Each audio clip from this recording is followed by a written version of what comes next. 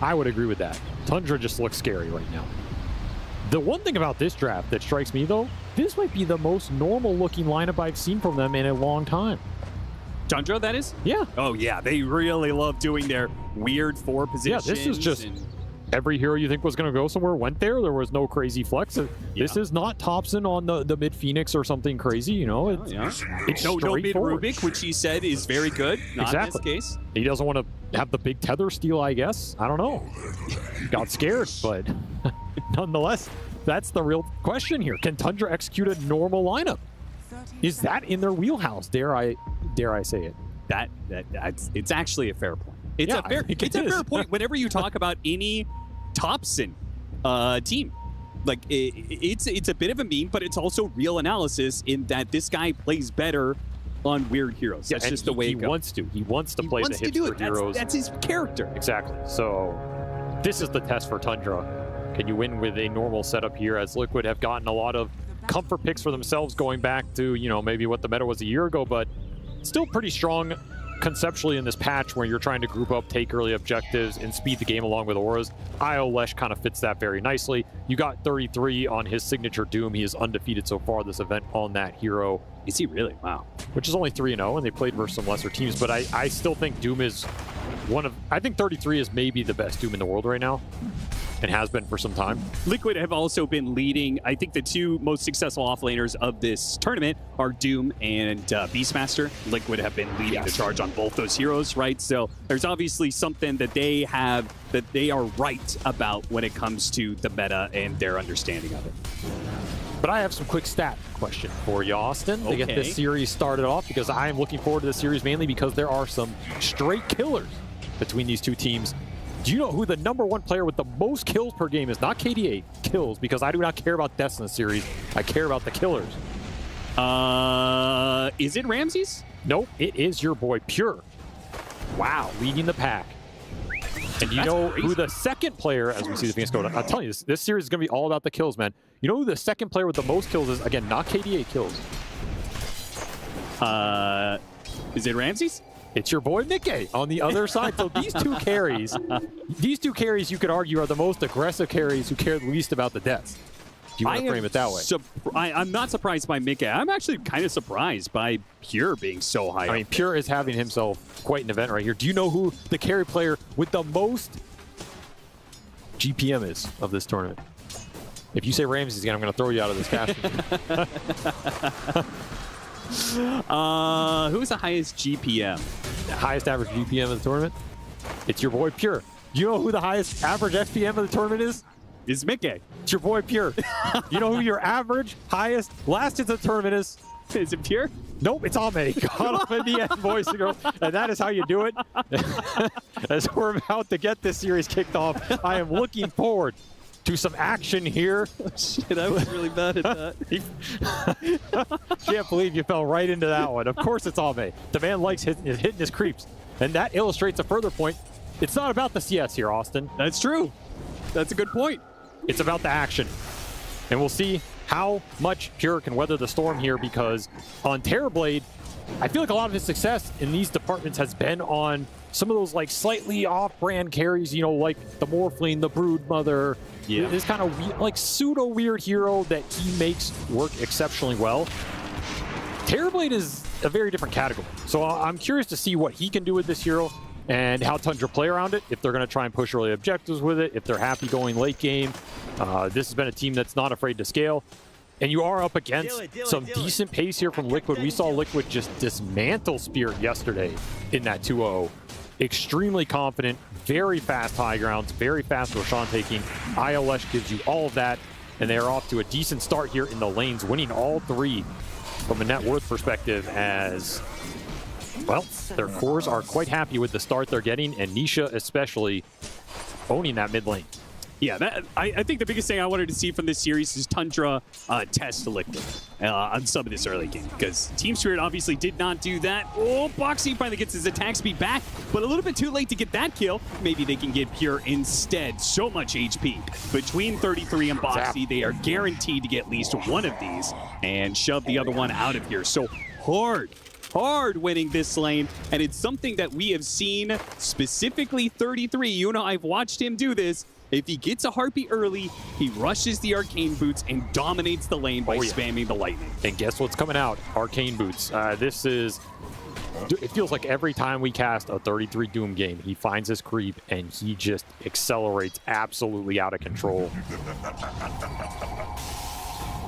I mean, I'll tell you one thing. If I'm playing a game and I'm a carry player and I see 33 Doom with Chain Lightning, I'm going through that gate. I don't know what's on the other side, but I'm getting out of this lane. It's better than what's here. I'm pretty sure Pure wants to get out of this lane as fast as he can. Because not only is it the Chain Lightning the most efficient damage spell, I think, arguably level 1 in the game, he's first Terrorblade. One of the most susceptible carries to early nuke damage. Yeah. This is just brutal. There's no way you're winning this lane anymore if you're Tundra. You need to mitigate the damage at this point. And you have Io, who... just even more regen. I mean, the second this Arcane Boots hits this lane, it's completely over. I would not be surprised to see Pure just go jungle here. Yeah. It's looking like it's going to be that kind of situation. I mean, he even has a stick. Fox is going to block out the easy camp, just be an added nuisance to this situation. Winning this lane also means Doom's going to be level 6 before the Terrorblade, very, very likely. So... he's definitely not sticking around lane that long. Yeah, as the healing salve he just used has already been burned away. Dude, you can't walk up in this lane anymore with your Tundra. I mean, I know it feels bad at 4 or 5 minutes to abandon, but I genuinely think he should just go jungle. Of the game? Well, not yet. Okay. We'll hold on to that for later. Thought you were suggesting Falcons GG. He's dead again. I mean, this is... You're just giving him a free Midas at this point. Like, you are walking Midas blade. These lanes are absolutely crumbling right now for Tundra. They need to get into damage control quick here. And they are making good use of the blood grenades. Going for the kill on Ramses here. He will once again save himself with the spear, but he is limping along, man. 25-4. Not doing that much better than Pure in CS. I mean, this lane is not much easier. Sven Windranger is, in its own right, a very terrifying lane for any melee offlaner. You get Stormbolt, Power Shot, that's half your HP. And this should be another kill as Whitemon already uses the dive. Hopes to try and get a neutral creep. Deny it will not happen. Man, this is a very one-sided early game, and that should be concerning for Tundra because I think they have the slightly slower lineup as well. Yeah, a little bit. You know, this Terrorblade was also kind of one of your answers to the Io Lesh running in against you, and Pure just has no game. I mean, is it an answer, though, when you have Sven support? You have so much extra armor for Io and Leshrac. I feel like this Warcry is going to get crazy value. This top tower just died. Yeah. Wisdom runes haven't even spawned. This is... Wait, what does Mickey do? Mickey is the guy to go through the gate and gank the safe place. There's nothing to rotate to. Wait a minute. He's got a gate to himself. There's nobody top. Yeah, he's got a double gate in confusion. And what a crazy start here for Liquid, and they are going to power this up really fast because of how strong Slush is. The one thing going well for Tundra, I guess, is this Thompson Sand King. I mean, you're going to have who's 1,000 behind the Leshrac? Yeah, but it's an unfavorable lane. I mean, you're just going to have to play through them. There are some stacks. Can boost this Sand King up a bit. There are some Ancient stacks still left to be claimed at some point. Thompson did go for the Phase Boots and the Magic Wand, so that's about as much fighting power he's going to offer for a little bit. You're just going to have to play around his levels. Try and find some kills here. Insania accidentally walking into all of these heroes, but he's pretty tanky for a 5 position. He almost has 1,000 HP already at level 4. They're still going to try and kill him from behind with Whitemon, but they are easily running down 9 class, and once they're done with that, they'll turn back to Whitemon, who will have to dive away. Nisha. Ooh, chase for the rune top. Yeah, go. See if they can get there before Thompson. Thompson, who has very little mana to work with, does just enough to be able to pop the stick, burrow strike forward, and take the amp damage away from Nisha. A big pickup, but he's still being run down. There's also a Doom coming in from the top careful side. That Stinger. It's going to do a lot of damage to the amp. But he has to use another burrow strike barely to be able to get out in time. 33 continues to push onwards. He has Doom, so if there's another core that tries to stop him here, he'll just doom him right back. Nisha gets the killing spree. Liquid bringing 4 heroes to the mid lane to overwhelm the tower and the heroes involved. An early drum on 33, just using all that extra gold off the lane to get even better than the tower. They're going to go for the ancient stack. Oh no, this is Thompson's recovery. You can't afford to give this up right now, but I also don't think you can defend it. Just super fast gameplay from Liquid here, stopping for nothing and just barreling through these objectives. I was hoping for Tundra's sake that Liquid didn't know that ancient stack was there, but they had a good read of the situation. Ramsey's just gone here. Yeah, Thompson's going to come in, try and do what he can with a Burrow Strike Stinger, and he gets himself... Whoa, they relocated. They're going to get both of these kills. Oh, I thought Thompson had just managed to sacrifice him to save Ramses. Turns out they'll both die. Akaya already for the Leshrac. Avery, what do you do with your Tundra now? You're getting to the point where you just got to bring 4 or 5 heroes to one point in the map and hope something goes right for you. Because you are getting completely run over right now. You're getting outnumbered, run down. IOLesh can do this. Yeah, this game is still recoverable, but like it is spiraling extremely fast, so you're not going to have too many more minutes here to get something back in your favor. You're also missing a lot of ultimates here. You don't have Arena, you don't have Supernova, you don't have Spell Steal, you don't have Epicenter because it's a mid Sand King who hasn't skilled it. You're missing 5 ults at the 10-minute mark. In fact, now that I look at it, oh my god, that's also not helping you here. Yeah, try and come back in this game off some big team fight, because your big team fight does not exist right now. And Whitemon's desperately been trying to like get his level 6 off of sticking around the mid lane. Barely gets the dive away before the Split Earth lands. I mean, Arena arrives now for Ramses, but how are you hoping to take this mid fight? And that is another dead Phoenix. Whatever Tundra were prepared for in this game 1, it was not this pace Liquid are setting right now. They are trying to speed run this game. I mean, they're going to speed run their way to the upper bracket finals at this rate. Because they had that fast 2-0 against Spirit. Yeah, nobody has been able to stop this team. I mean, is this just what happens when Nisha plays pubs? Like he discovered Leshrac was still a hero. Somehow he is more farmed than the Doom, by the way, which is insane to me. This is a 3-0-4 Doom who had multiple kills on lane, a free tower last hit, has gotten to farm a lot of camps with the early Harpy creep, now transitions to the Hurricane. That's some extra armor for the team as an aura, plus a little drag back. You throw an IO Leshrac running at you with Pipe and Warcry. I just do not see how Tundra are going to have the damage to cut that down. You don't. If this Pipe comes out, Liquid are automatically winning fights with that. Tundra need to get this Sand King blink up. I mean, it was a blink. Now Thompson's just thinking about Shiva's. I mean, Veil makes some sense here. It's a comeback mechanism if you can use your huge spells to get a team fight going. Yeah, what's the point of starting a fight if you don't actually have the damage to back it up, yep. I guess? There's some truth in that. You can also just rely on the blink on the Mars, right? I actually kind of agree with this. I think if you went double blink here as Tundra, it's not enough firepower. Oh, this Invis rune. It's ruining. They dropped the sentry. Okay. Nisha is in trouble here. They do manage to get the tether relocate on out of there as they drop the ward inside. That is a beautiful play to be able to counter that facet. Insane will be left. Oh, maybe they can't even kill him. The Stinger is just not quite enough damage, nor is the Faithful. 33 Hurricanes himself up to the high ground to doom a Rubik.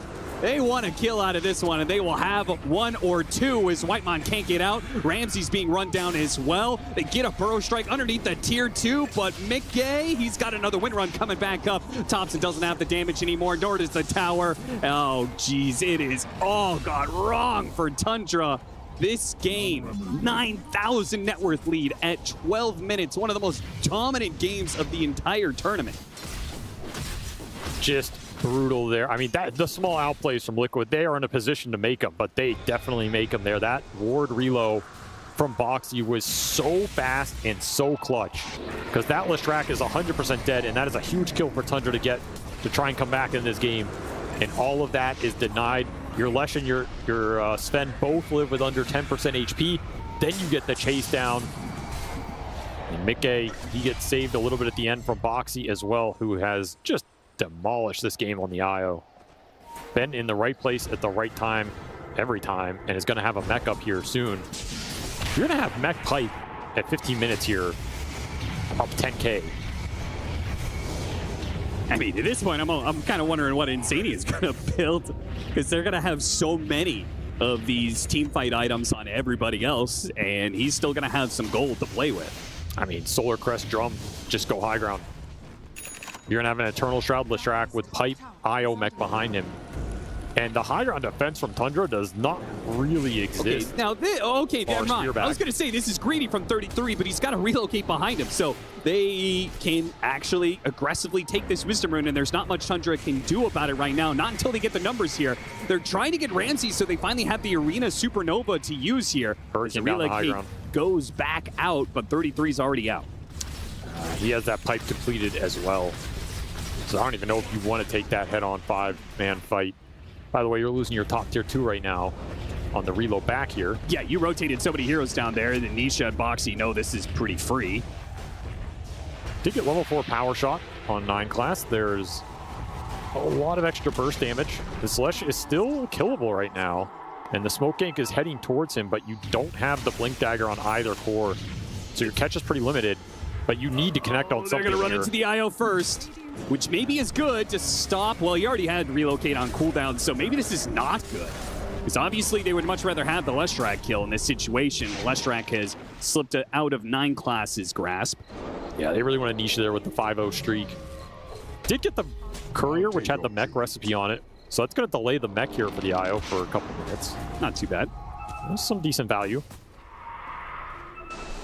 Lightmere going to be done very soon for mid-game when you have this kind of net worth advantage and you have the global capacity of IO Lesh. Any additional catch is just going to be murder on Tundra.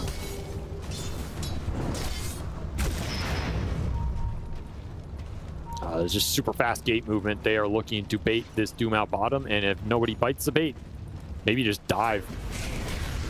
They are smoking around. Scan thrown out will hit here from Tundra. This will let Pure back off. He knows this gank is coming now. And the mid lane is starting to hit that tower. So not a bad dodge here for Tundra. They're going to get a decent amount off the map right now. As one of the moves for Liquid finally does not connect in this game. It felt like every other one has been successful. Yeah, seriously. This was a nice reprieve for Tundra. And they do get the blink on the Mars. So now you have the blink on the Mars, the Veil on the Sand King.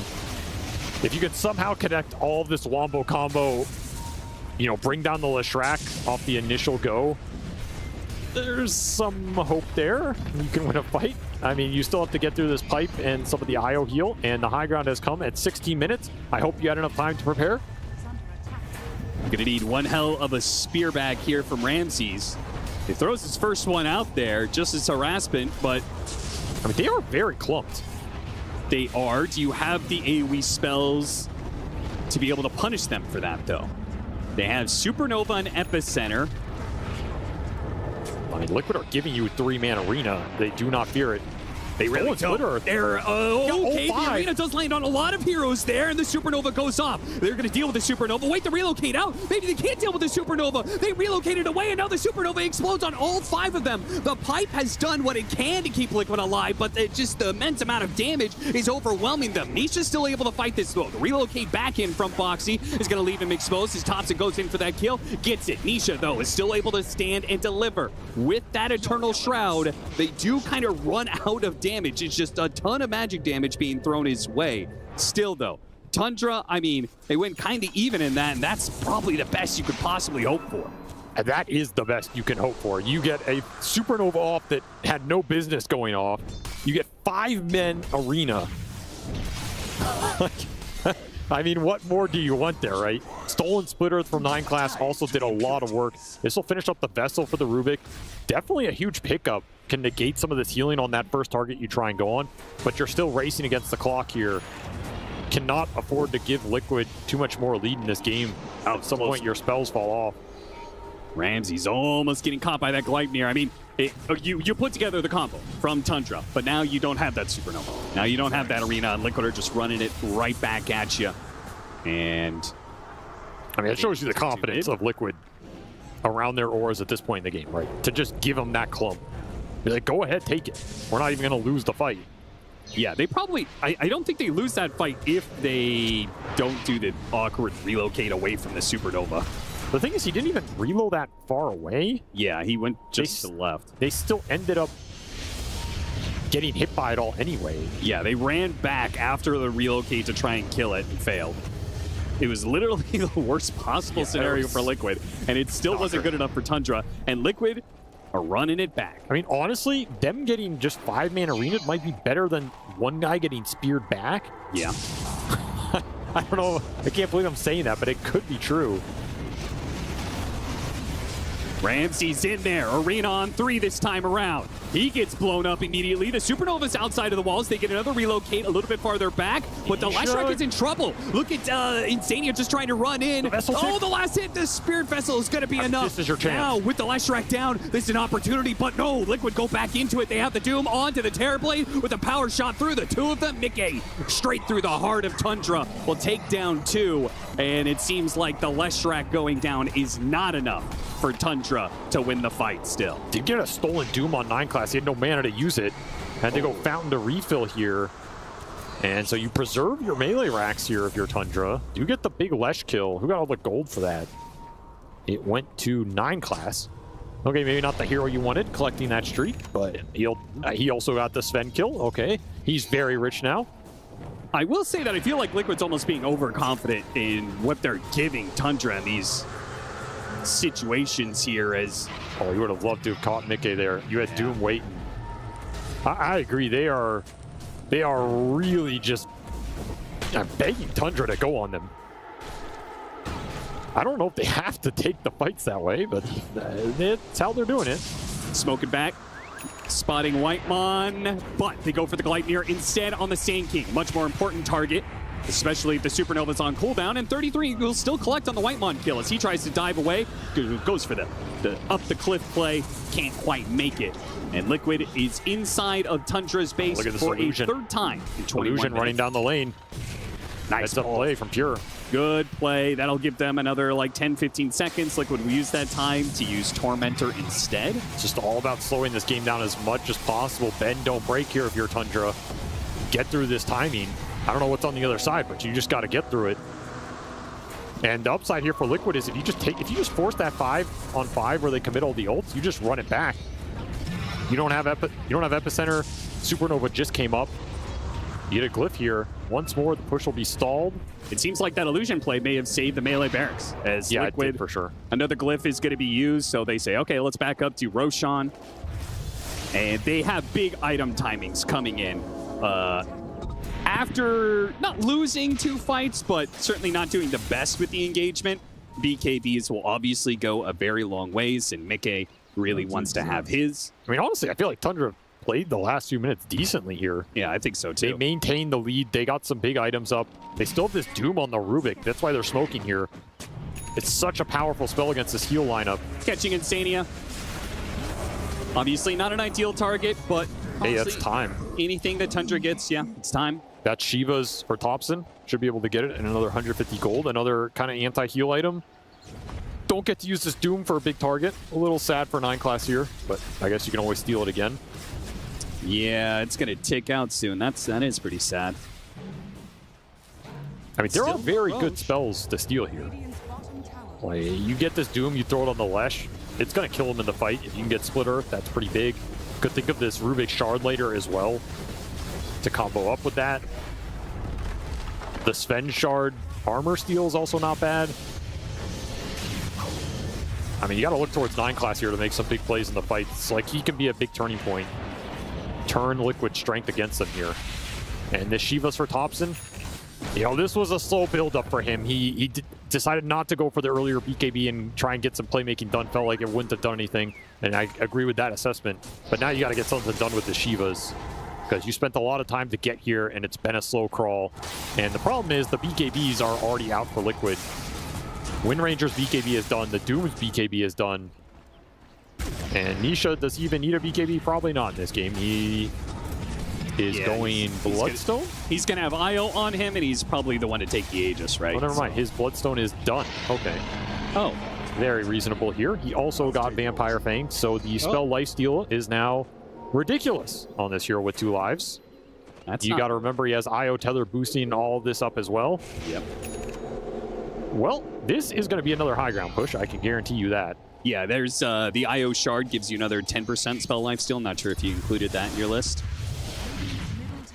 It's a very scary combination right now. They are absolutely power spiking out of control.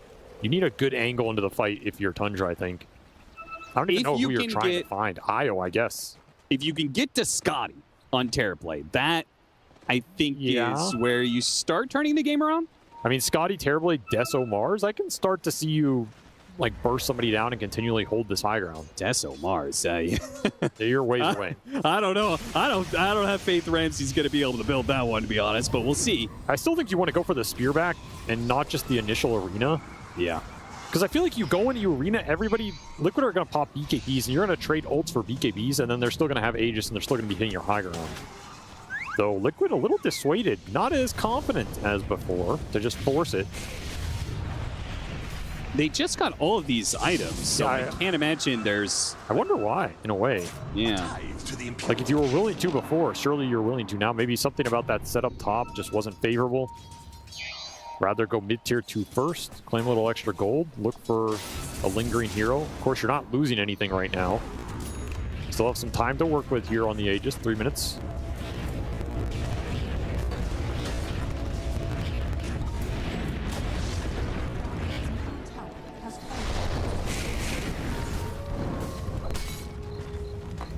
Maybe somebody on the team has just been real concerned about those team fights that they took and has started being a bit more active in the calls and just saying, like, guys, you can't just keep barreling down the high ground.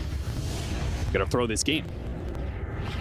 But if you're not going to go high ground during this Aegis, then what's the plan? Outfarm them, outscale them. Do you outfarm? Do you outscale? Well, 33 is quite familiar with that playstyle. Yeah. He's going back for the Midas. His Shiva's is completed, I think. Flying out on Courier.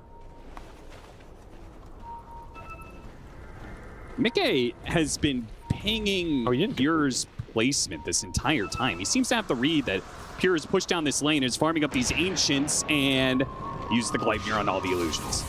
I mean, this is a solid play by Pure. He's getting a reaction, buying time for himself, try and get to this Scotty. Yep. Brings a lot of Liquid back to this side of the map, not really where they want to be. Swiftly out. So let you reclaim your triangle, allow Whitemon some time to de-ward. Try and get a good ward up for the next fight. I honestly don't feel like Tundra have played from this position too poorly. Yeah, if they would just weren't so massively in the hole from the laning phase, then I think they actually be winning this game. They just got crushed in that first 15 minutes. Yeah, it's just been a near impossible uphill battle for them that they've just barely managed to survive for so long. I would seriously think about this Rubik Shard. I mean, 9 class went for the blink, but when you get this split earth as much as he's getting, that is a very nice high ground defense tool. Well, minute and a half left. Liquid, if you're going to go high ground, it's got to be through this mid lane. I don't think you want to run back and deal with these lanes again. But you're pushing into Sandstorm, so we'll see how well Tundra is able to poke at that nice spear back. Are they going to give up this Aegis? They're going to try and tether him. They're going to tether him and heal him back up. Vessel expires. They throw another one on him. That's the last Vessel charge. Big tool to give away here. Didn't get that burst on the Lesh, even with the spear back. Gotta look for something similar, though. Make Liquid chase into your AoE. They'll choose not to go into the Sandstorm and just go top. Switching lanes. But not getting any permanent damage here as Tier 3 is getting chipped away. Reminder, they also didn't take that melee barracks bottom either, so... Where's this relocate going? 28-minute Wisdom Rune. So now that's on cooldown with the Aegis expiring. Tundra have weathered another storm. The hold continues here. Inching towards these big items. That's Scotty. 300 off for Pure. The anti-heal items adding up.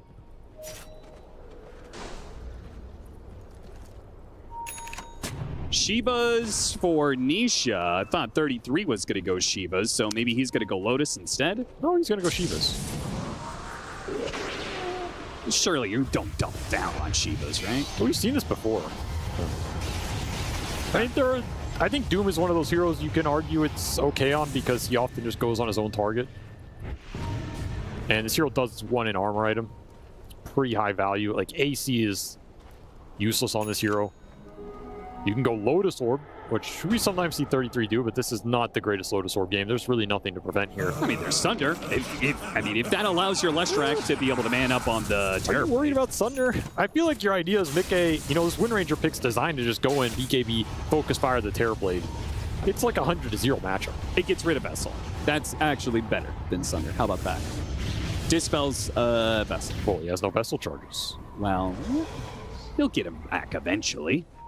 Even if he has to kill himself to do it. Aghanim Scepter for the Wind Ranger. Tier 3 item. I'll just say, for good or for ill, there's definitely a difference. Like, Game of Gladiators would have just jammed this and tried to end the game already. I'm surprised Liquid didn't. It felt like that was their idea this entire time. I don't think this is necessarily a incorrect play what they're doing. It's just a difference in style. And it does mean you let Tundra kind of dictate when the fight happens, because now Tundra have hit their next set of items. They have the Scotty Terrorblade.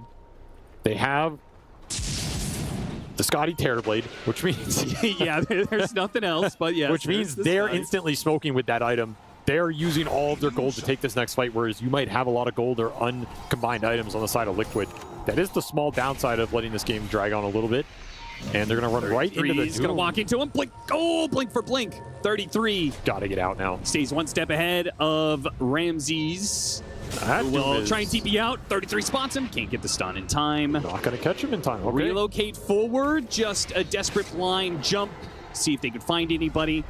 They don't see anybody yet. There is Pure out on the map here who has his teleport on cooldown, but I think he's fine. He's going to get greedy, though. He wants to summon some more illusions. Like, you don't want to go back to base here when you know Liquid are probably going to vacate the area. Summon an illusion, go bottom, push this lane in. Got to keep stalling this game up. You are losing net worth lead. So again, I don't think Liquid are sad about these periods. They're continuing to scale, build up more and more items. This is not a lineup that has any issue going late game either. Yeah, certainly. I mean, it's a Terrorblade that is going to have to carry the late game, because I don't think this Mars is going to be able to assist you in that regard. We've seen how Sand King starts falling off the later the game goes as well. So it's going to be all up to Terrorblade. And I think Liquid's lineup is very good at being able to deal with one hard carry. I mean, that's kind of Doom's specialty, right? I mean, Doom and Wind Ranger. Isha, oh no! Oh, no. It doesn't get worse than that. That is quite bad, I must say. Just took out the carry, the mid, and the Tormentor, and are going high ground. Oh, my God. Well, Liquid really didn't have to force things. It seems the opportunities will just naturally present themselves. And it presented itself with an Invis rune there for Nisha. Liquid have played this game to near perfection, and almost nothing has gone right for Tundra. Not even sure what you talk about going game 2 other than we need to not get steamrolled and die on Tormentor, guys. Yeah. It's pretty annoying because Liquid going into this game, we talked about how all the upper bracket teams actually had the lower hero pools of all the teams at the tournament. They just had know what they like and it's successful and they keep on running with it. Liquid, kind of similar to Falcons, added that the Tide Hunter, which was successful in that game 1. Liquid adding in this IO Lesh, bringing it back from the dead. It's still a good strat. Maybe it's 10% weaker on numbers or whatever, but it still does what it's supposed to do. And if you don't have good answers to it, it just rolls you over. And it also says a lot about the how Liquid are playing right now, right? Because we heard Blitz, he was just conceptually, we're just good players. It works.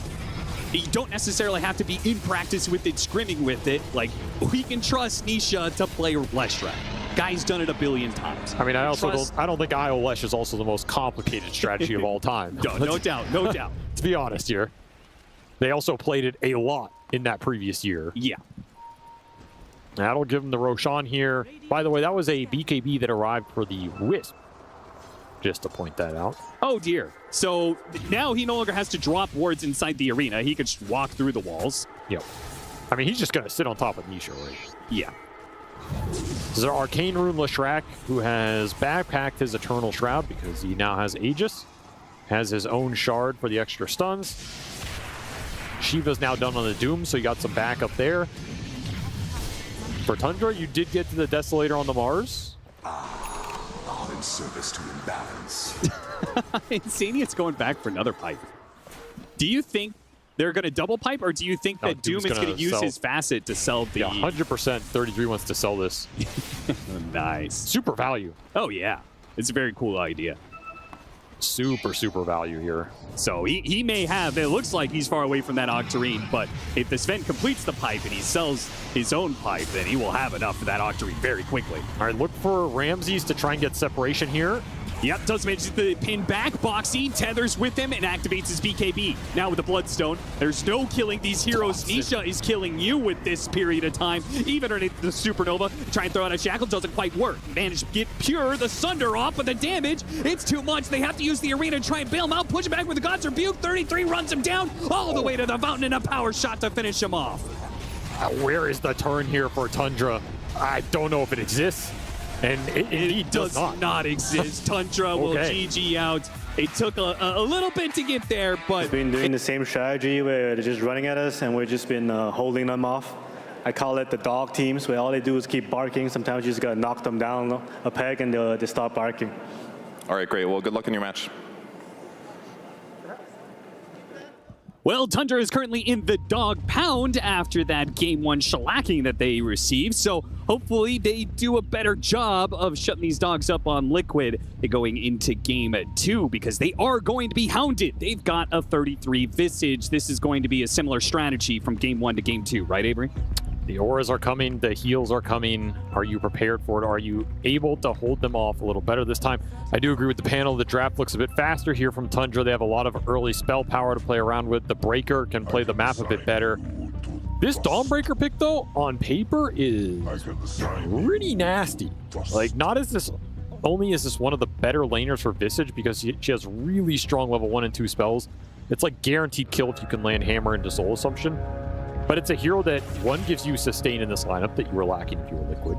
Two, you can later get this Ags on this hero and really make Enigma's life miserable. Gotta remember this stun goes through BKB now. Yep. Just a guaranteed black hole answer every single time from a support position, which is pretty dang good. And it's an AoE evasion answer to the Chaos Knight going into the fight. It is one of the hardest counters to Chaos Knight in the game. Yep. This is a very good Dawnbreaker pick on paper. It does a lot for Liquid here. I think if Boxy gets farmed this game, I don't want to say it's impossible for Tundra to win the straight 5-on-5, because obviously their lineup can do a lot of stuff with Breaker going in, creating space, good Rubik's spell steals, and all that. Black Hole can always have impact despite you having answers to it, but man, on paper is this Dawnbreaker pretty scary, and it's not a hero that has been seen a lot this event, so maybe you're not thinking exactly about what it can do here for Liquid if Boxy does indeed find the net worth. I'm glad we're aligned on that regard, because I thought this Dawnbreaker pick was really nasty from Liquid. And I agree that if he gets the farm, it's going to be very debilitating for Liquid. So the most important thing for me then is this safe lane, is to make sure that Pure and Whitemon do not get run over by the Visage early. It's already important not to get destroyed by this hero in lane too hard pre-level 6, but you add in just the Dawnbreaker. You know, Dawnbreaker being able to get some momentum early is something that you do not want to see if you're Tundra. I just gave him the lane equilibrium too. Not a good start on this lane if you're Tundra. Really want to keep this lane back, put the CK in a good defensive position, because these spells are going to hurt. Especially if you give them level 2 first, and they should get it first here. They're a creep ahead. If I'm Liquid, I just start right-clicking one of these creeps down, kill the range creep, instantly go on Pure here. We're going to see the first hammer coming out, not really doing that good of damage, but it's enough to get the full charges on 33. There's also another factor here. We heard Mood Meander, the coach of Tundra, talk about how drafting-wise they targeted 33 a lot more in this one and tried to pigeonhole a bit. He ends up on the Visage. And there was also a little bit of all chat at the very start of the game where Pure, he tipped 33 and said, very skilled gameplay. Game 1, 33. Really well done. I assume that's sarcastic, given that was just sort of 33's like go-to Doombringer. I don't recall him doing necessarily anything that was that outstanding. I think Pure's just a nice, humble all-chatter. Yeah, you think he's just a complimentary guy? Yeah, I feel like if we've learned anything over these last few years, it's that he just wishes everybody else in the tournament the best and hopes they bring their A game. You know? That's true. There's definitely no friction between Dota players at this tournament, that's for sure. His top lane, though, some Eidolons have been dying, but they get the first blood out of the situation and are getting top CS on Ramsey. So this is, at least the off lane, going very well for Tundra. And that is a big factor for Tundra, is activating Ramses and 9 class in this series. I think a lot of watchers are going to focus on Thompson because, it's Thompson, and Pure has had a standout event. But to me, the engine of this Tundra team is really this offlane. If you get farm on 9 class and Ramses is able to be in a strong position where he can use his shot calling to dictate where Tundra are fighting and how, that really drives a lot of their success, at least to me, over the course of this event. So I'm looking towards that offlane to be successful. There is the first damage coming through. Nothing you can do about that. Still have a Lotus on Boxy as well. They might dive this. Yeah, they have another round. Man, I was just about to say that 33 was out of mana, they're going. and that they had enough regen to fire 2 more and a third Soul Assumption coming up for the kill. Yeah, this lane's just so insanely strong at the level 2 and 3. How many Mangoes and Lotuses did they have? It was a lot. There was at least 3 between them. The Lotus was on Boxy. Now you have double Null already up on the Visage. Just such a tough lane, even for the CK.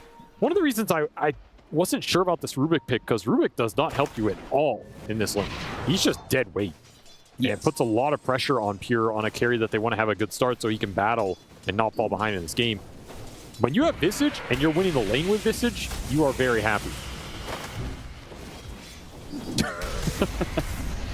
Is that it? Is that the extent of that? Yeah, he's quite happy right now, I can assure you. Oh, nice telekinesis. Now he's not as awesome. happy. Now he has no mana. They used all those mangoes. We died on the pullback. He died on 9 class. That was a very close call. All right, so 33. The one upside here for that 9 class death is maybe you think about TPing bottom and just like quickly charge this Visage. Yeah. And try and, because you have Enigma top. Ramses is pretty independent on this lane. He's getting a lot. He's very farmed, got the first blood. You can commit a couple resources to another lane, but looks like he's just going to charge top instead. I actually would have liked this gank to go in bottom. Maybe the lane pushing out here dissuades it a bit. And of course, this charge connection isn't guaranteed, but it's pretty close to guaranteed on this lane. Something to consider. Let's take a quick checkup on the mid lane, because Nisha has played this matchup. He played it both times against Laurel, and he really destroyed that matchup. The Tiny versus Sankey, he did very well. It seems like Thompson is faring better than Laurel did in this 1v1. Doing solid on the lane. I think he's doing better on the lane. We'll see how the game progresses for him, because there were a lot of problems in that matchup for the Sand King in that other series that went beyond the lane. Yeah, it's not like, Laurel hard lost the lane or anything. It was definitely bigger problems there. Charge on through that hits 2 of them. Nice bit of harassment there from 9 class. I'd like to see Tundra make some of the first moves this game. They got outmaneuvered in that game 1 really hard, and it hurt them. Because you just start falling behind, then those moves become even more successful for Liquid, and then that snowball just hits you even faster. Especially versus certain cores like the Razor or the Visage. These are 2 side lane cores that are pretty susceptible to number ganks. There's not a lot of turnaround. Like, you're going to throw 1 nuke, but you can just commit on them. The armor's pretty low on these cores. Instead, you're just kind of playing these lanes straight up, and I think Mickey's pretty happy with this, that he's not been ganked. The Visage is definitely happy about this. Can definitely out-CS them a bit. I mean, Ramses he's putting on a clinic up here with the Eidolons. 37 and 14 on that Enigma. No joke. They'll rotate Thompson down here. See if they can clear out some of these Eidolons with the Plasma Field Dual Breath. Get a couple of them. Actually, most of them. That move for Thompson, just not successful. And I don't think it's on him to make that rotation. I think it's too telegraphed. Nisha's always going to be pushing the wave in with the crash landing here. Can either rotate the support top, you can rotate the support bottom here if you're Tundra. Maybe Liquid are going to look to do the same. Sania could be thinking about his own gate rotation. Unless the battle damage continues. on 9 class, he'll start charging away. Ice Path, and it misses. He hit the Ice Path. Nisha might still be able to get the kill, actually, with that avalanche. And then a toss back, or a toss on, rather, for the crash landing, plus the neutrals. Nisha will take that. There was the Rubik rotation through the gate, but a little too late. Unable to take advantage of the Eidolons pushing in that wave, and doesn't feel like Tundra got the most out of this advantage they had with the Enigma being super strong. Haven't really been able to connect a kill onto Mickey, which is who they wanted, and now he's almost 6 on this Razor. Gonna bring the Breaker back top again. And this time around, they should have a kill on their hands, surely, right? 3 heroes on top of Mickey, no problem. That's what you were looking for in this game. Because Mickey should not be able to stand on this lane against the Eidolons when that lane is, you know, past that big camp area. So all 3 cores from Tundra, not a bad spot here. Much stronger early game for them. In fact, they held the lead at 8 minutes, which I don't know if they ever held the lead in that game 1. Yeah, I don't think they did. Boxy, a little bit of the downside of this facet.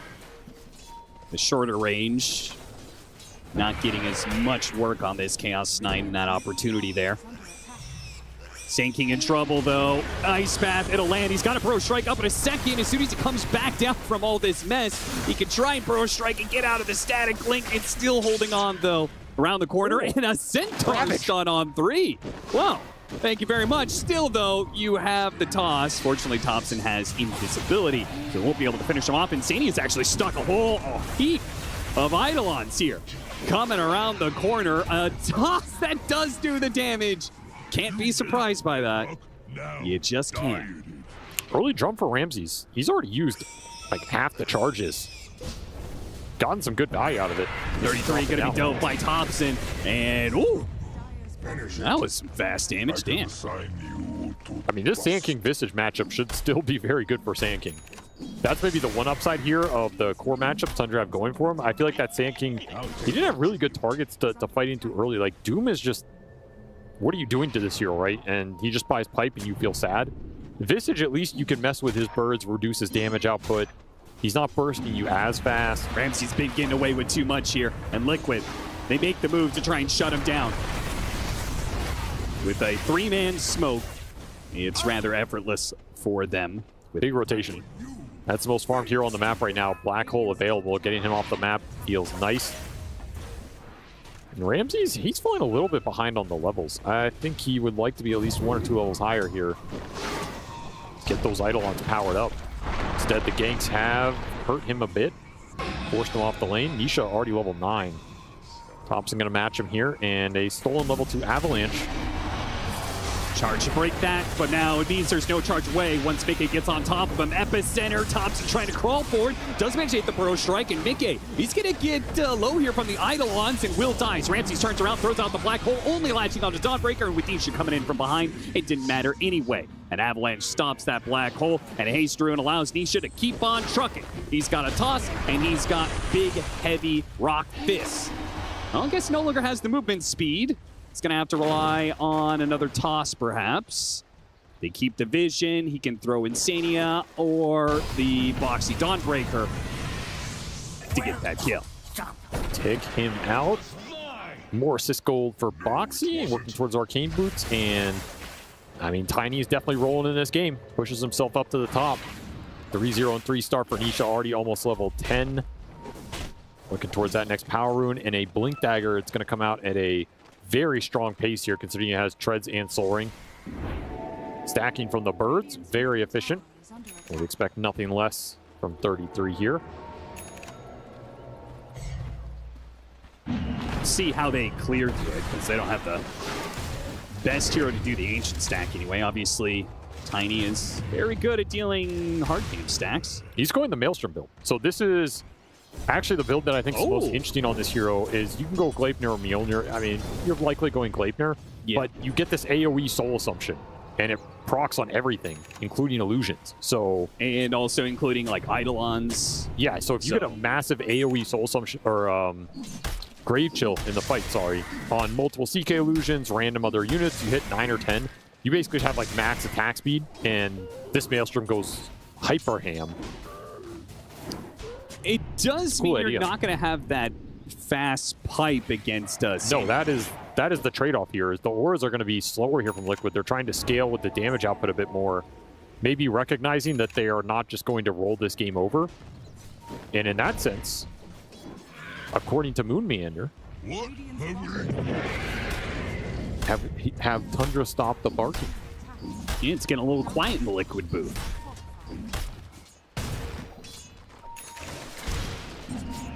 Blink for the Enigma, so some black hole turnaround potential now online. It's back up. The game is slowed down. Probably feeling good for Tundra after that game one. Like, hey, we actually get to play the game this time. Yeah, I mean, we talked about this period of time where Tundra was actually kind of outplaying Liquid, it felt like. Nice turnaround avalanche that will set up a beautiful charge. If only this ice path didn't come in the way. Nisha might be bailed out into Dawnbreakers. Comes in, hits the stun onto 2. TP's away. A throw strike keeping Nisha in place, though, and will manage to get that. Boxy actually TP to the tier 1 tower. Will die anyway. That was a disaster for Liquid. Tundra gotta be very happy with that exchange. Tundra getting everything they want out of this mid lane. Just a heads up, throw strike by Thompson. Knows they have some follow-up there. Good opportunity to maybe poke, see what happens, and a lot happened there as he's smiling all the way to the bank. Tier 1 tower for 9 class. Swoops in and steals it from his core. But of course, you do not mind this Spear Breaker scaling in this game. And suddenly, it is Liquid on the back foot for the first time in this series. Sure, you had this tiny snowballing, but Whitemon's just been throwing his spells back against him every single time. Whitemon, all those bounties. That was a lot of gold. He doesn't want them. An honest player doesn't want to steal. And sadly, Insania locks up and claims those bounty runes instead. So 500 gold for Team Liquid. A lot of Maelstroms. So we're going to get Maelstrom Razor and Maelstrom Visage at the same time. Liquid just gearing up to scale. Very different idea this game than that game one. I think maybe if they rolled the lanes, you could have bought auras on the Visage and steamrolled in the same fashion, but recognizing that is just not going to happen based on where they were at that 10 or 15 minute mark, and they're just gearing up to try and battle this CK in the true mid game here, which is going to be interesting how that goes for Pure. I think if he eventually gets to a point where you either have like a heart build trajectory or a BKB trajectory where you're going to be immune to a lot of what Liquid are throwing at you, that's a scary time for 33. You get rifted into this chaos lane, you're just gone. Still stacks continue for Liquid. The economy must grow. The ancients must flow. Austin. 11 stacks from 33. Once he had the familiars, he was double stacking, it seems like almost every minute. So that'll help him and Nisha, considering he just got all that stack gold as well. But the Sand King is still top of the board. Though I guess they have more ancients to clear through. Dude, there's so many ancient stacks. Insane efficiency from 33 here. Gives him a lot of recovery. A lot of acceleration for this Tiny. Neck and neck with Thompson, who is going kind of a hybrid, you know, Shiva's Bloodstone buildup with the early Veil into the Bloodstone, then maybe back for the Shivas later. Just trying to tank up as much as possible. Be that frontline threat. Yeah, to give the space, right, for Pure and Ramses to operate. You want to be able to give him the opportunity to see a lot of heroes get good black holes. Quick blink back from Nisha at the first sign of danger as an invasion comes in from Tundra and kills Insania. Nice little pick off, another nice spell steal. And you don't really use anything, so you can just keep looking for these. Let the Breaker and the CK clean up the lanes while this hit squad makes its moves. And this is going to be dangerous. Spirit Breaker, when you're on the back foot, any vision could lead to more kills. And you could see Liquid are actually trying to bait out a little bit. They go for the kill onto 9 classes. He goes D-warding. Trade a life for a ward. And a toss steal for the Rubik. Just looking towards BKBs here if you're Tundra. You get the Enigma BKB. It's going to be out way before Boxy may be able to punish you there. Yeah, Boxy is going to go for a mech. And we're going full-out Gleipnir for 33. So we're just flat out not going to have a pipe for a very long time for Liquid. Yeah, the thing about the Solar Guardian before you have the Ags is you can't... Like, you can throw this on when the Enigma goes in, but the damage might be done in the early fights by people just dying in the black hole before you're able to stun him. Well, that is certainly annoying. A smoke down lane gets spotted as Thompson breaks the smoke, and it's the Eidolons walking down the lane. Hitting the tier 1 reveals all the Liquid heroes in vision. Liquid not going to get much for this. Tundra. It's an even net worth game, but it does feel like they are happier with the current situation. Liquid just hit some big item climbers. Gleipnir done on the Visage. You got that Echo Saber on the Tiny. Your Razor is quite farm. I think Mickey would be happy to join any fight as long as he's not the first contact. Be surprised if Liquid don't try and make a smoke move right now and look for some initiation off of Nisha just going in and setting a fight up, and then you have Solar Guardian to throw in on the back of all of it.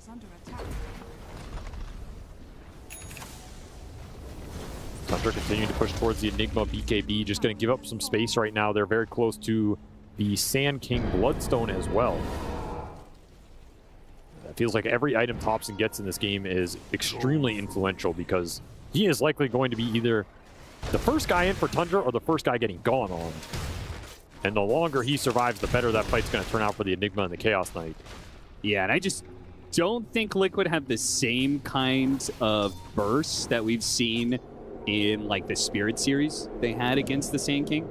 Maybe it's just a difference of momentum, the fact that Tiny isn't way out ahead of the Sand King. Look at this charge. Yeah, this is amazing information that they're getting right now.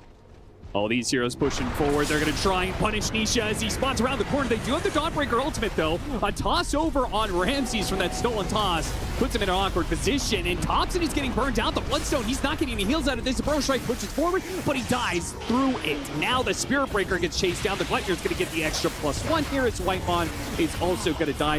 Tundra had this info, and it didn't go well for them at all. As God, that was so much damage. I don't know why I'm still surprised by it.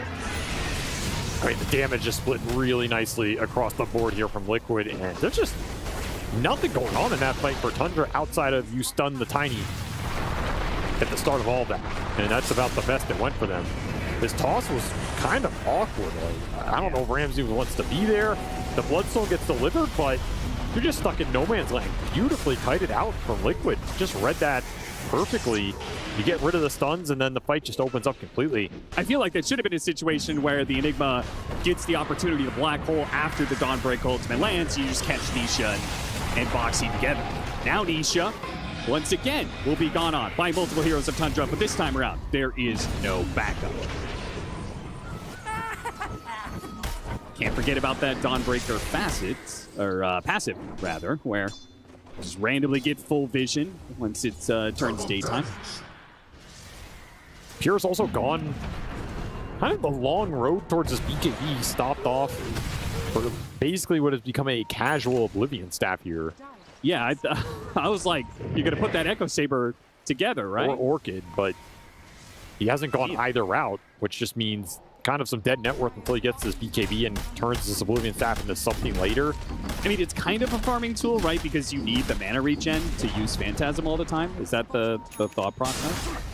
Yeah, I think Oblivion staff on this hero makes sense. You have some okay options.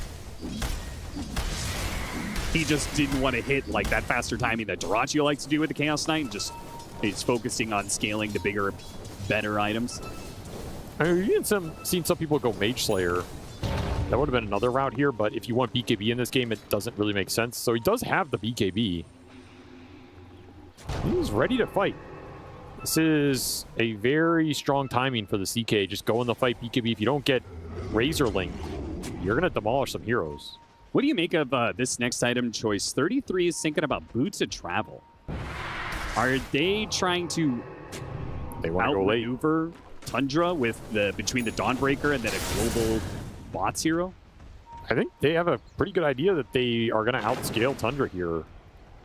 with the Dawn eventually just becoming too large of an impact in the fight with, you know, Greaves, Pipe, Ags, Dawnbreaker, it sounds hard for Tundra to fight into. That's the biggest concern right now. So if that's your game plan on the side of Liquid, yeah, just gear up for it with boots travel on the Visage. You can boots around the map, boots to the birds, you can do whatever you want. The extra move speed in the fight is honestly not bad either when you're kind of playing this AoE Grave Chill right-click build. Definitely not as tanky, so there's no world in which 33 must be the one getting gone on.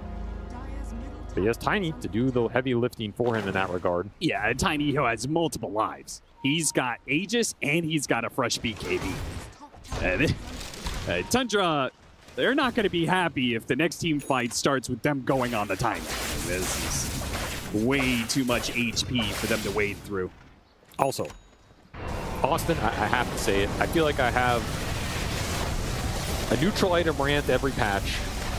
Okay. What is this one? Grove Bow has got to go, man. I'm sorry. Like, at the point where Melee Tiny is taking Grove Bow, this item is way too good. It doesn't make any sense. There's no lore compatibility. Fix it, please. It's just too good, man. It's just too good. And it's not the first time we've seen a Melee hero take Grove Bow. No. It has been pretty frequent this patch. Yeah, I'm with you on that one. I mean, if it were Grove Club, okay, maybe I can get behind that. Sure, yeah. Throws it at them. This is just too much. Too much for me to take. Someone has to call it out. Hopefully that's enough to get Valve to update this item the next patch. They don't listen to our casts. You know that. Well, yeah. Only reason they gave us finals in the first place. That's true. Just didn't listen to us. This is a net worth loss on the Aegis for Liquid, technically. Not getting a lot done with this. Maybe they're okay with there's a lot static more game. time left on this Aegis, though. True, but can they really force fight? The only way you're forcing the fight on the side of Liquid is if you just push an objective. Well, I mean, if you think you have better scale, then do you need to? Well, that's what I'm saying. I think maybe they're happy with just trading this out. They're going to smoke the Tiny. I mean, the Aegis just serving as a ward off of potential Tundra aggression. It feels hard to run into this Tundra lineup in a way. Maybe you get a really good black hole. You have to go into the Sand King. It's pretty tanky at this point. You are pushing into BKB Enigma.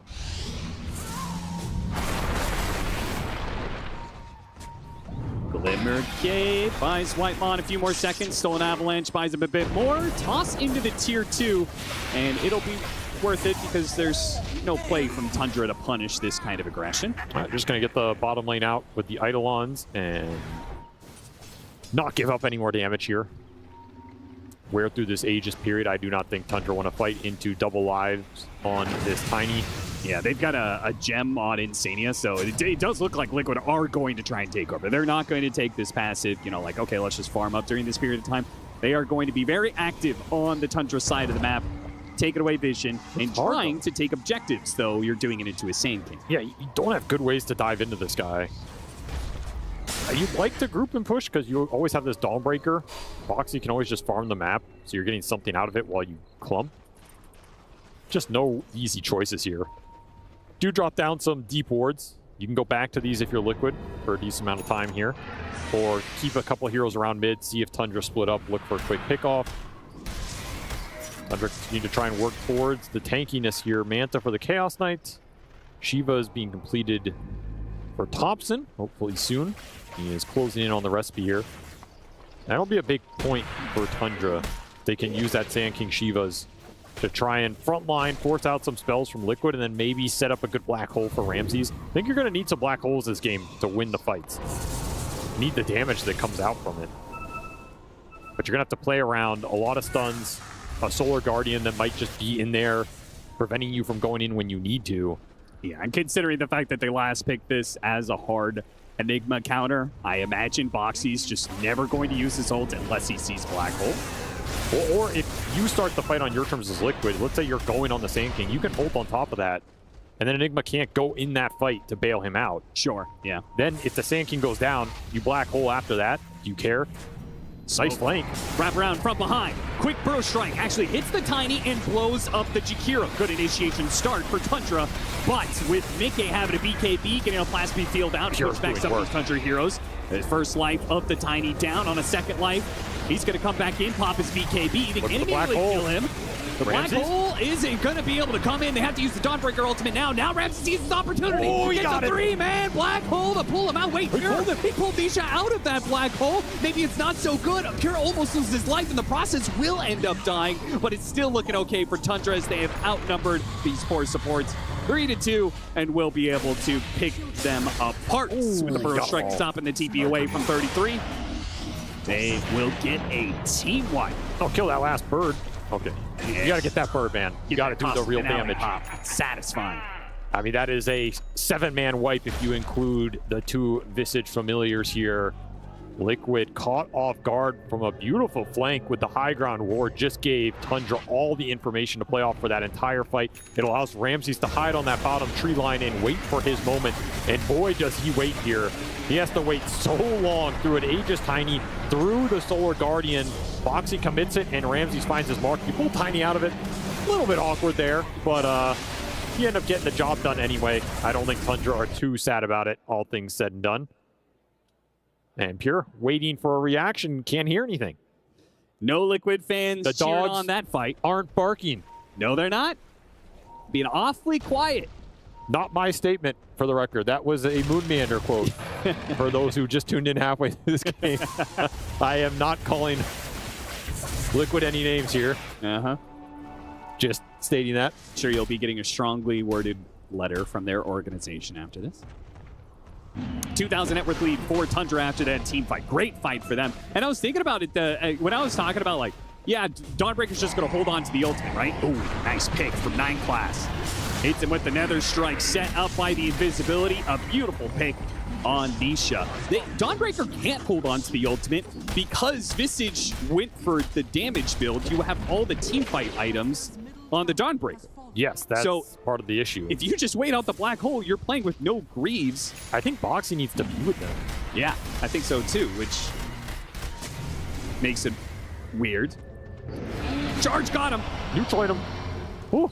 Picks up a neutral item. Is Boxy going to be able to use his hammer to get back into the base? He will not. The shorter hammer doesn't allow him, and Thompson was on the other side of things anyway. So Tundra. he'll get both the supports. Tundra really cooking now. And the Orchid is completed. That Oblivion Staff from Pure. He has eventually found a use for it. Everything coming together here for Tundra, and they are just going high ground. Oh yeah, he's got Manta and Phantasm. This is going to be some big tower damage. Liquid have Chaos Knight problems, for sure. He has been doing a lot of work in these fights. Takes a lot of spell power to bring him down, and in the meantime, he's just bursting targets. Liquid do not have a lot of direct response to the BKB Chaos Knight. Like, you can throw out an Ice Path, you can throw out an Avalanche, control illusions a little bit, but you're not killing them too fast. And then the second that BKB CK goes in and riffs somebody, you're in trouble. Don't have the greatest armor built up right now on the side of Liquid. You don't have a Shivas, you don't have an AC of your own. You've got AC on third. Just completed. So you'll have it for the next fight here. Starting to get it. Big missing components. Daytime will reveal the map. Don't think it does much for you here, though. And Bloodthorn being built for Pure as he works towards that level 20. The single target burst is going to be insane. And you got a lot of AoE between this Enigma and Sand King to worry about at the same time. Team fights not looking so straightforward for Liquid. Did not find the same kind of momentum in this game, too, as they found in game 1. Off this Orchid and Bloodthorn build-up, 33 is going to have to go back for a BKB. Otherwise, yeah, it does feel that is necessary. He's going to get shut down right away. The thing is, this is where I think people value Sand King. It's like, if you get to this point in the game and you're leading, the hero's really terrifying because he only gets stronger from here. His 20 and 25 talents are insane. You know, this 25 with the blind is going to be absurdly good this game. It's just once you get over that threshold, right? Exactly. Of like whether or not you're going to die quickly in a fight.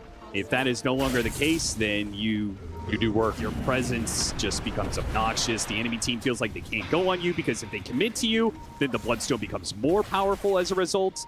And there's no anti-heal mechanic in this lineup. Yeah, that was a big component in that game 1 with the Doom. Do not have it here. You don't even have a Vessel.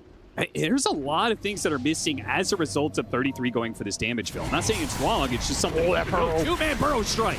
A great start already with Mickey dead at the very start of the engagement. This one's over for Liquid, I assume, as I don't know how they're going to be able to do this without the Razor. Nisha's certainly going to try as he's going for Ramses, gets surrounded by Chaos Knight Illusions. A big stinger hit to finish off the Jakiro and the Visage together, and Boxy's not making it out of here either. A charge to keep the vision, plenty of stuns to follow. This time, a 5-for-0 team wipe to the favor of Tundra. They could take Roshan, or they could just run down the lane.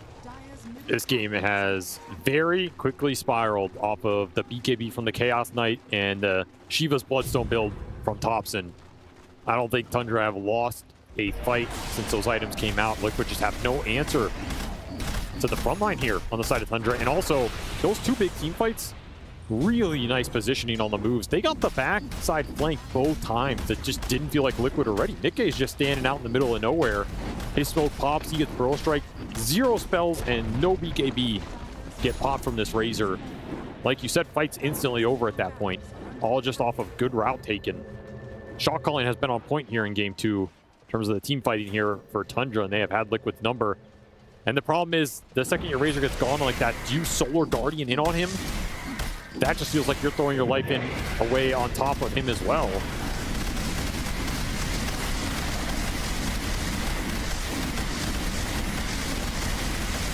Tundra heating up. It's going to be an Aegis and a banner and an Aghanim Scepter done for the Rubik. Wow. 5 position Rubik. Yeah. Should note, I mean, I guess he's not really 5 anymore, but that is a solid Ags, because there are a lot of good spells to steal in this game, and he has been getting a lot of them.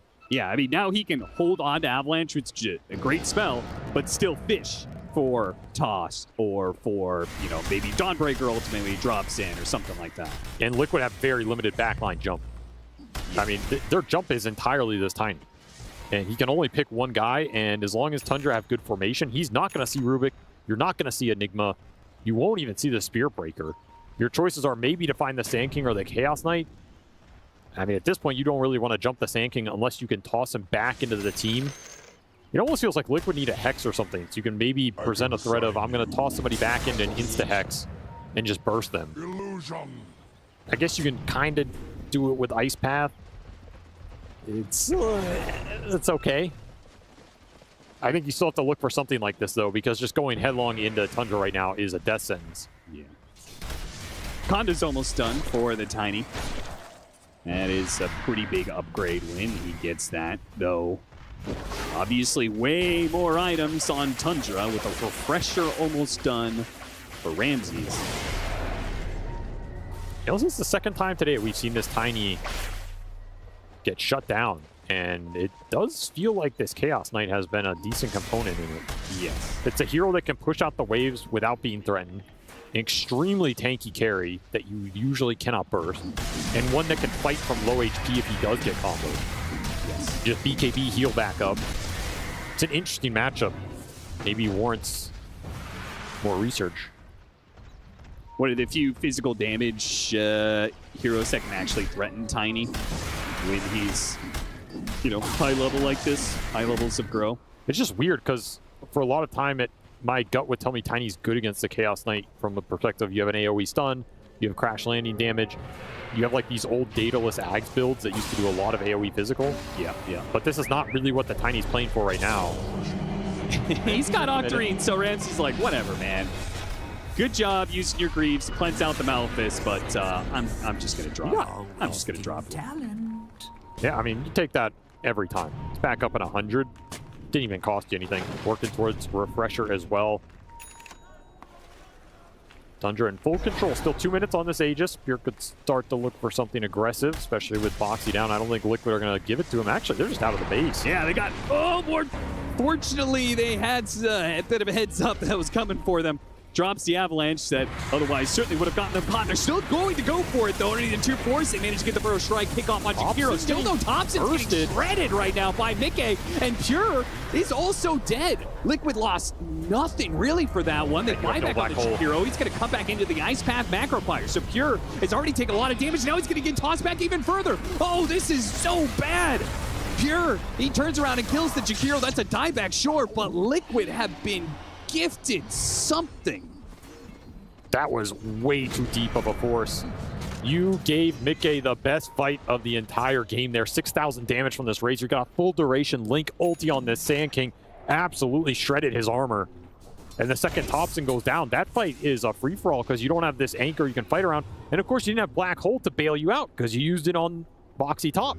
Part of the reason you're going for that dive, but you have to respect the buybacks that can come out from Liquid when you pick off another support that starts the fight on the Jakiro. Not the type of engagement you were looking for. Throws a decent amount of gold towards the side of Liquid here. Gives them some momentum back in this game. Yeah, the initial kills are worth a certain amount, but then also Liquid just being able to get out on the map during this period of time where there's no threat of the Chaos Knight will add even more gold to their coffers. And it's helping them get to another round of items. We just completed the Conda, and now Nisha's going to be looking towards the Silver Edge. Boxy is halfway to his Aghanim Scepter. That was also an Aegis that had 2 minutes left on. Like, that was easily a situation you could have just sieged barracks as Tundra. Maybe push Liquid into their base, wait for the next Black Hole to come up and still get a good fight off that. Yeah. Instead, you kind of threw it all away here. You didn't even use the banner. Definitely a misstep here. Cost you 4 or 5k net worth and an Aegis that might have gotten you a lot more. Might have even just ended the game. Breath of Life for Liquid. That being said, they have built up enough an advantage that Tundra is going to be back up. They're going to take control back of the map. I don't think Liquid, their scaling is not presenting itself. Like, you talked about the scaling that they're going to have happen. I think the biggest part is just like Visage is still stuck on the same 2 items he had before, the Gleipnir AC.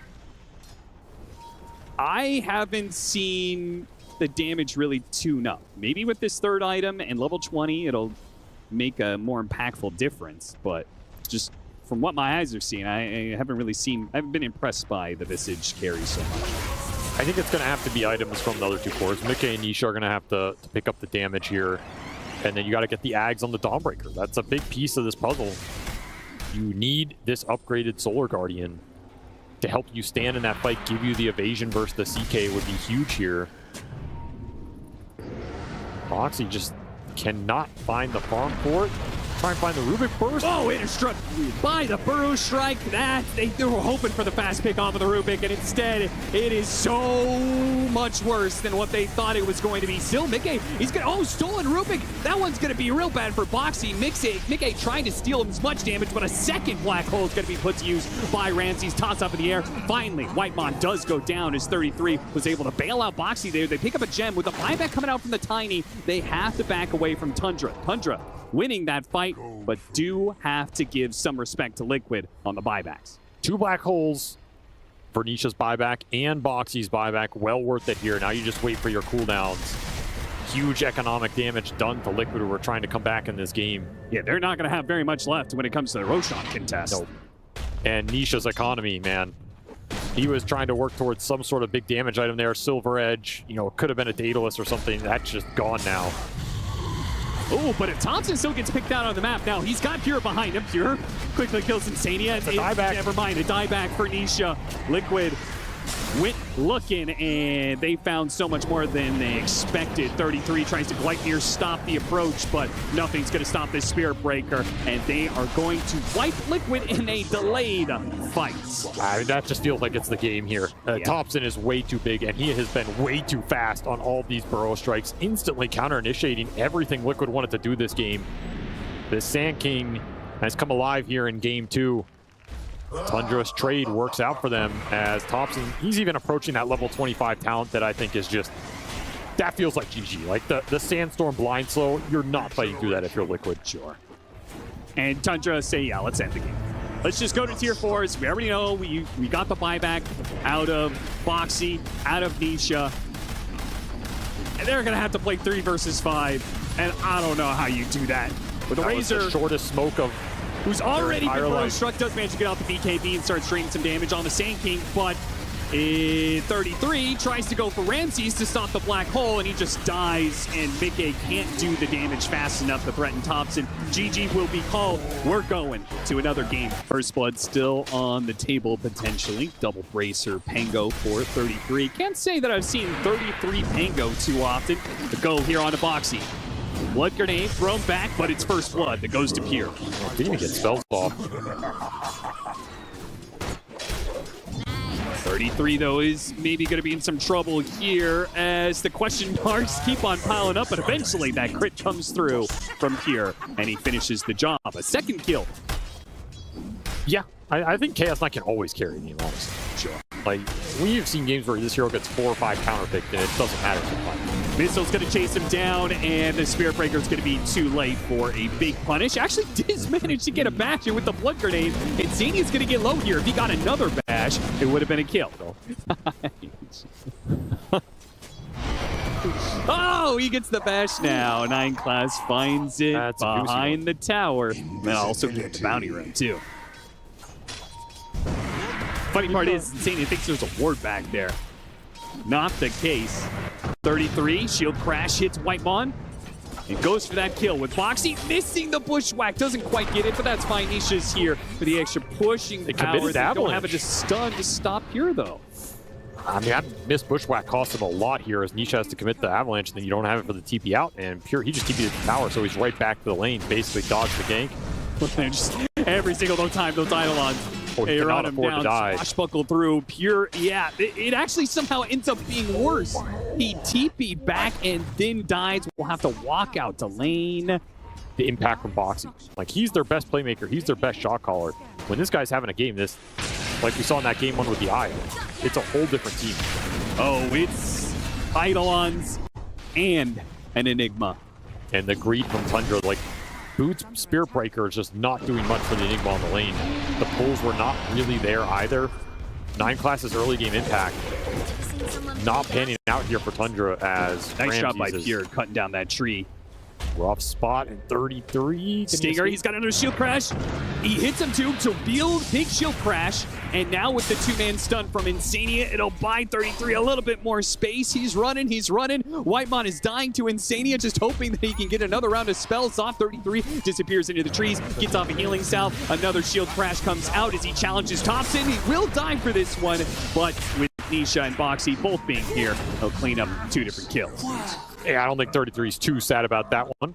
And don't want to let Thompson slip away as he took over the game. Game 2. Big move, though. Thompson dies in TP's bottom lane to kill Mickey. Man, nice rotation. They had a lane work for that. Just didn't see him. Here is going to be receiving the same kind of gank here. Well, evens it out a bit. Been in a very active game from Boxy. Can't blame him here. He's gotten a lot done on the map. Sure. And in fact, it's Tundra who have a little bit more stacking going on. Big gank, though. They chain their disables a little bit, but they have more than enough damage thanks to Tiny being tiny. Yeah, what do you think about this facet? This is a new one people are taking. Oh, you know, I really thought that the other one was a much better facet. Yeah, I'm still pretty convinced that other facet is the better choice. Yeah, I think Crash Landing is definitely overrated. I would agree with that. I'm surprised we're seeing people still pick the Tiny, honestly. As it is going to be Blink Dagger first for Ramses. Is there no thought to doing an aura build for him? This game is 33. Whoa! That is a lot of heroes in a very short period of time that showed up to kill 33. All right. Could just gate here if you're Liquid and take the fight bottom. Yeah, the 2 supports are going to TP, and it looks like the Tiny and the Gyrocopter are going to gate through. Mickey's going to show first. See if Tundra take this jump. Boxy's trying to catch something here. Goes for the Enigma, but a turnaround, and he's just blown up right away. Now, Gyrocopter gets a really good ult move with the Avalanche on top of this one, and a roll through. Oh, stolen roll from Whitemon. Might just keep him alive here. As he's going to get back behind his tower, 33. He's not going to be able to catch up. Ramses showed there for a second. They're at least going to go for the Eidolons off this one. Nisha tries and actually does hit the Avalanche, but nobody to toss. And 14-minute Wisdom Rune. Yeah, 14-minute Wisdom Rune that Pure is going to try and contest. Ramses shows they take the Wisdom Rune, but they still go for the fight. Pure with this Phantasm is going to go for 33. Hits him with 2-second stun. Damage not immediately coming, but it looks like they're going to abandon 33. Throne Tree from Whitemark is going to get it. Wait, Insania is going back in. 9 class had them trapped. So both supports will end up getting corralled in this situation as Thompson looked to head him off at the pass. I think as long as Tiny Gyro are leading by a decent amount, you're okay. If that They slips, spot though, him you're along the you're in trees. I trouble. think they might have. Yeah, they definitely know where he's at. They're going to use the Rolling Thunder. Ramsey's going to have to do some crazy juking to get another blink off. It's not really possible in this situation.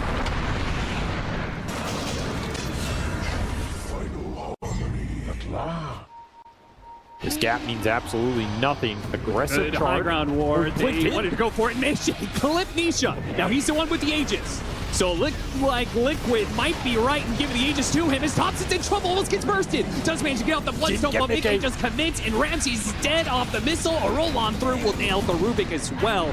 Triple kill for him, and Nisha. He just kept on chasing with that Aegis. Gets 9 class on top of all that one. They just ran into the wrong hero, man.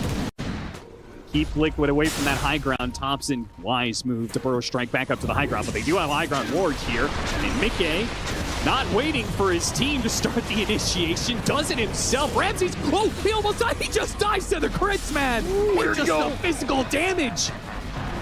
They didn't even have the Satanic for that black hole. He's got it now with no Enigma to stop them. Tundra, you're just going to have to give up on this lane of barracks, I think. That man just got crit to the lower bracket. That was not the fight he was looking for. And that was about as good of black hole as you're going to get. I think he got mostly everybody there. Yeah, he just didn't get the Tiny. That's kind of it.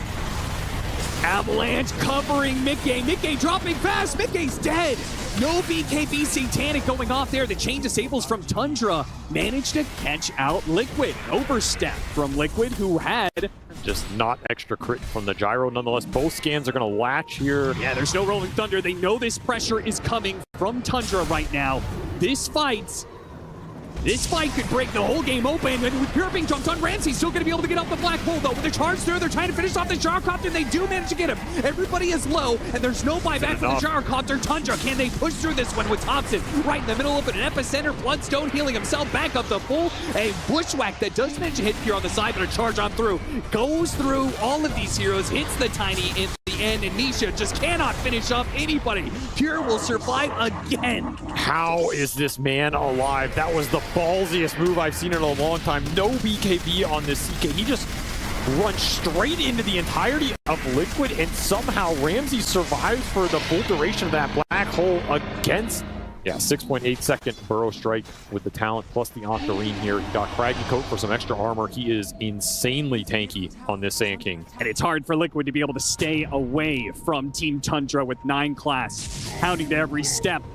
An item drop picked up with the courier. They spot him and they kill him pretty quickly. The gyrocopter's going to be jumped inside. He's the Wind Waker. There's the Wind Waker save. But when he comes back down, is he going to be able to stay alive with the Satanic? It's working, it's working, it's working! He gets off the flat cannon shots back up to full, and Tundra are going to just lose this part of the fight. But they do have the Aegis to be able to work with. Thompson's in trouble, though. He gets slammed down. Now the second life of Pure. He's left with not many reinforcements. 9 class can't charge in. Pure's left alone against 4 or 5. 9 class. This is going to be a dieback for him as well. What a save from 33. They have no black hole right now. No, there's no buyback on the Enigma, no black hole, no buyback on the Spirit Breaker. What they don't know is there's no buyback on the Chaos Knight. This is game. Gold. They're just going to end the game. Tundra can do nothing to stop this. They drew it back for all of that and got nothing out of the 2 lives on the Chaos Knight. Oh my. Liquid. Backdoor. Wait, backdoor protection. It's not good enough. Oh, the Divide is too much damage. They'll end the game and close it out. Liquid are going to the upper bracket finals to meet their old nemesis.